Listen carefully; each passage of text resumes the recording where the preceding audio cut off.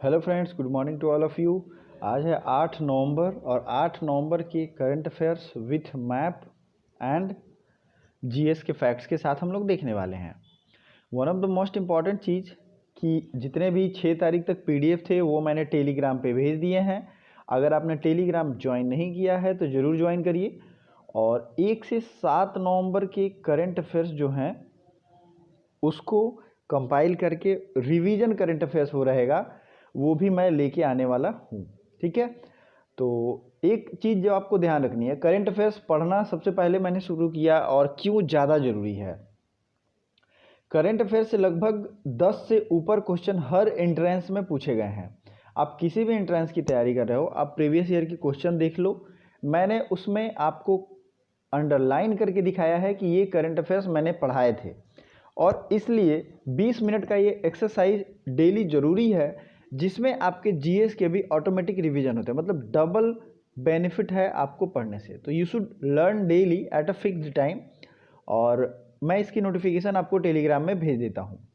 रमेश लक्ष्मी नारायण को किस बैंक का मुख्य सूचना अधिकारी बनाया गया है? तो ये बने हैं रमेश लक्ष्मी नारायण एचडीएफसी बैंक के। ठीक है, एचडीएफसी बैंक के मुख्य सूचना अधिकारी बनाए गए हैं। ठीक है, अगला है किस अंतरिक्ष एजेंसी ने निगरानी उपग्रह प्रहरी, अब इसका इंग्लिश देख लेते हैं, विजिलेंस सैटेलाइट नेम्ड प्रहरी 6 लॉन्च किया है। तो नाम तो है प्रहरी 6, लेकिन इसे लॉन्च किया है किसने? नासा ने। ये विजिलेंस सैटेलाइट है। किसी तरीके का आशंका जो सैटेलाइट में हो सकता है, जो यूनिवर्स में बैड हैपनिंग हो सकती हैं, उस पर ये नज़र बनाए रखता है। ठीक है, विजिलेंस सैटेलाइट है। तो इसको डेवलप किया है नासा ने। नासा की स्थापना कब हुई थी? 1958 में। ठीक है, ये यूएस की एरोनॉटिकल एडमिनिस्ट्रेशन है एक तरीके से। इसका फुल फॉर्म भी है नेशनल एरोनॉटिकल स्पेस एडमिनिस्ट्रेशन। ठीक है, ये इसकी फुल फॉर्म है। तो आपको ये ध्यान रखना चाहिए, प्रहरी 6 बराबर बाई नासा के द्वारा। अब देखिए, अभी रिसेंट में कल ही की बात है, PSLV C49 ये लॉन्च किया गया है किसके द्वारा? इसरो के द्वारा। ठीक है, तो इस पर भी मैं फुल डिटेल लेके आऊँगा, टेंशन की बात नहीं है। सोमशेखर राव का निधन हुआ। HG सोमशेखर राव, ये कौन थे?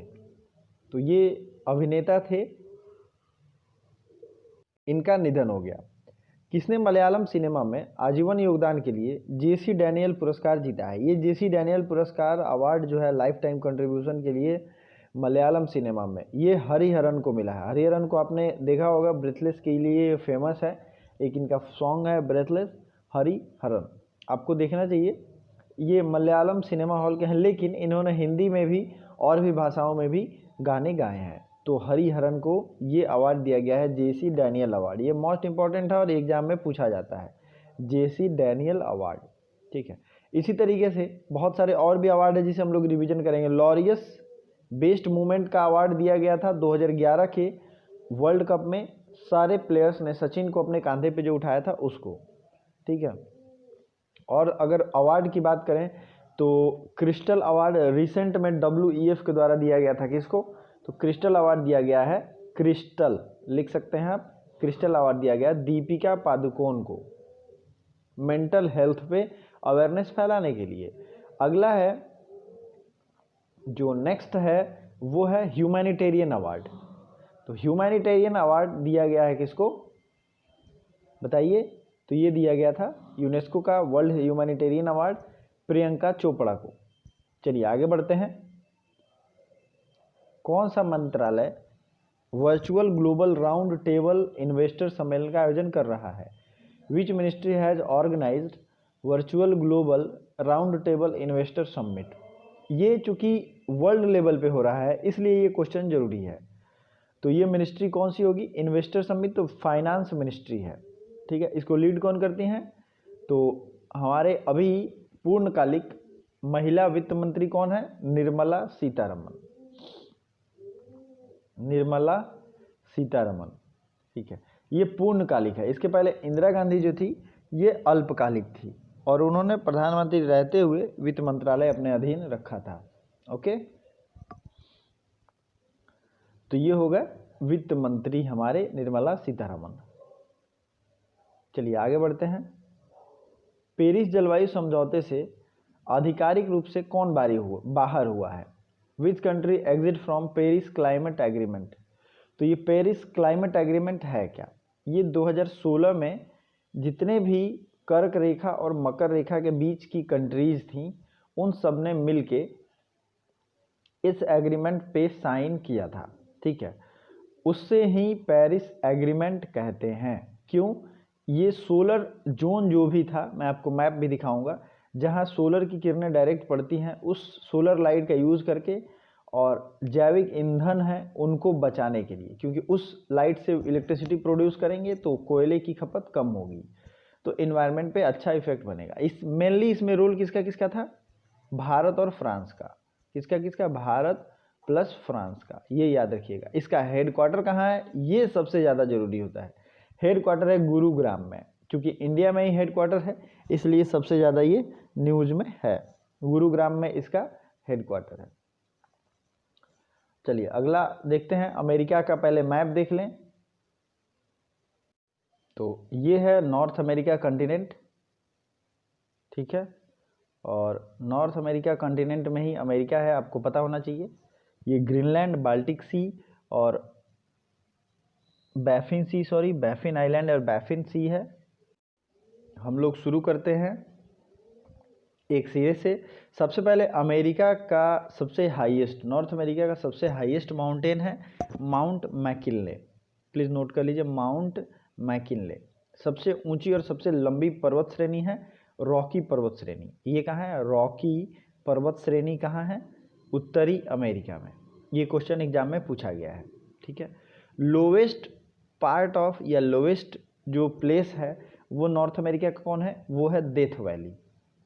अगर ये तीनों फैक्ट आपने नोट कर लिया है तो बहुत बढ़िया। देखिए एशिया और नॉर्थ अमेरिका को कौन सा स्ट्रेट अलग करता है? स्ट्रेट वो होता है जो दो जल संसाधनों को जोड़ता है लेकिन भूमि को अलग करता है, तो वो स्ट्रेट है एशिया और नॉर्थ अमेरिका को अलग करने वाला बेरिंग स्ट्रेट। कौन सा है? Bearing straight. ओके, अगला है,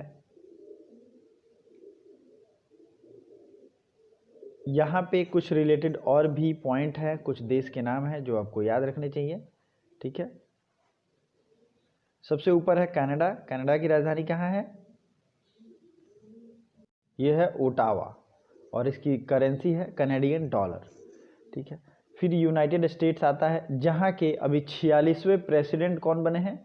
यूनाइटेड स्टेट के 46वें प्रेसिडेंट ये बने हैं जो बाइडन, ठीक है। और कमला हैरिस जो है वो कौन बनेंगी? कमला हैरिस वो किस पोस्ट पे आएंगी? तो वो बनेंगी उपराष्ट्रपति। अब एक इम्पॉर्टेंट चीज़ आपको ध्यान रखनी है कि ये अमेरिकन प्रेसिडेंट जो बने हैं अभी जो बाइडन, ये सबसे ज़्यादा वोट इन्हें मिला था, तो इसलिए मैं अमेरिका पढ़ा रहा हूँ, क्योंकि अमेरिका न्यूज़ में है, वहाँ हुआ है इलेक्शन, इसलिए आपको ये जानना जरूरी है।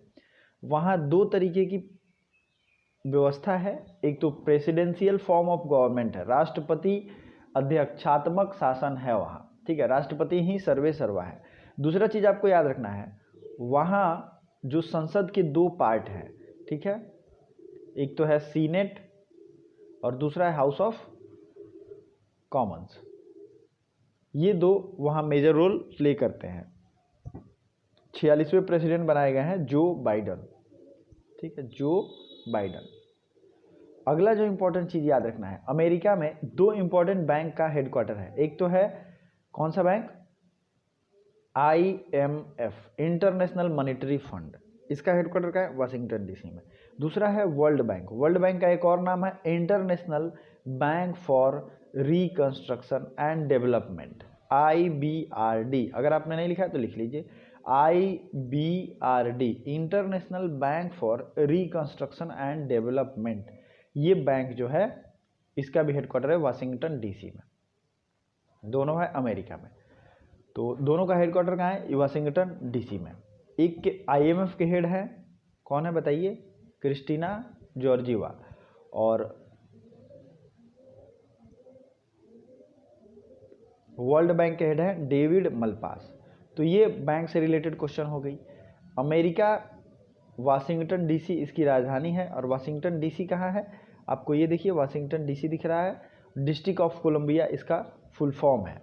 ओके, चलिए उसके नीचे है मैक्सिको। मैक्सिको की राजधानी है मैक्सिको सिटी, और यहाँ जो है इसी देश से अमेरिका ने डोनाल्ड ट्रंप के टाइम में बाउंड्री खींचने की बात की थी ताकि लोग आ ना सके। चलिए अगला पॉइंट देखते हैं अमेरिका से रिलेटेड।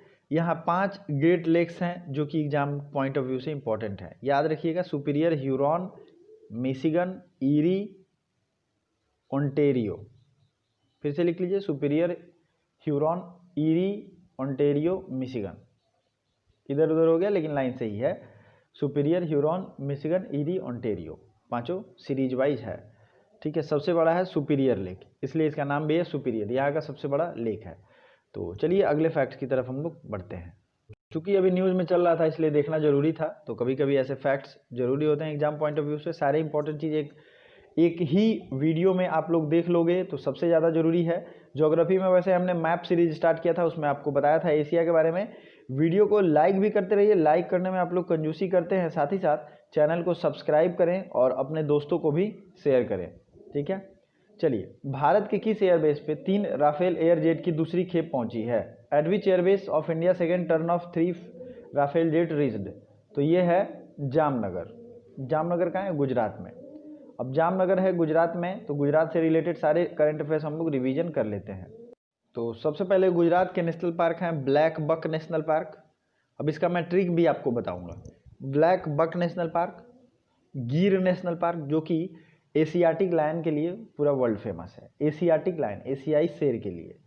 उसके बाद है मरीन नेशनल पार्क और Vansda national park, Vansda national park. ठीक है, तो ये है गुजरात। और रन ऑफ कच्छ, कच्छ की खाड़ी और कच्छ पेनिनसुला, कच्छ कहाँ है? ये गुजरात में ही है, यहाँ से पाकिस्तान की बाउंड्री भी शुरू होती है, आपको याद रखना चाहिए। क्रीक जो है ये सिर्फ गुजरात में ही है, गोदिया creek, sir creek line, sir creek line ये भी कहाँ पे है? ये भी गुजरात में ही है। गल्फ ऑफ कच्छ भी गुजरात में है। ठीक है, यहाँ की कुछ मैंने नेशनल पार्क बताए थे, इसका मैंने ट्रिक बता देता हूँ, लिख लीजिए। मैरी जी का ब्लैक बंस, ब्लैक बंस गुजर गया।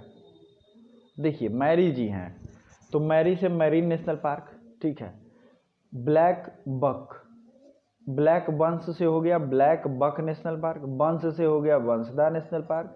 ठीक है, गुजर गया से गुजर से हो गया गुजरात। तो इस तरीके से गुजरात के जितने भी नेशनल पार्क हैं वो सब इसमें आ गए।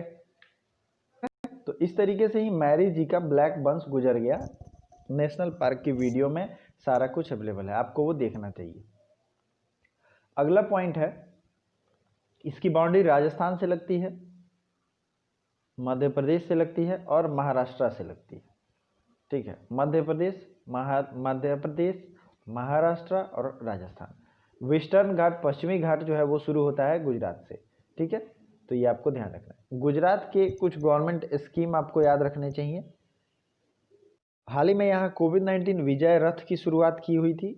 ठीक है, टेसर गन, टेसर गन को भारत में पहला राज्य जिसने अपनाया है तो वो टेसर गन को अपनाया है गुजरात में। ठीक है, अब इंटरसिटी बैटरी चालित बस सर्विस शुरू किया था किसने?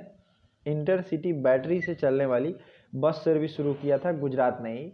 और अगर बात करें हम लोग इलेक्ट्रिक बस सर्विस की तो वो किसी और स्टेट ने शुरू किया। तो बैटरी चालित आपको याद रखना है गुजरात में।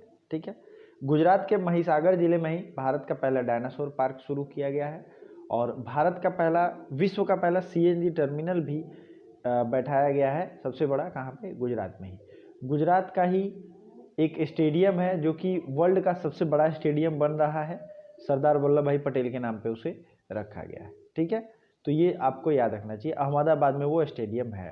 ठीक है, रेलवे यूनिवर्सिटी ये कहाँ बना? भारत का पहला, भारत का पहला रेलवे यूनिवर्सिटी वडोदरा में बन रहा है, वडोदरा में।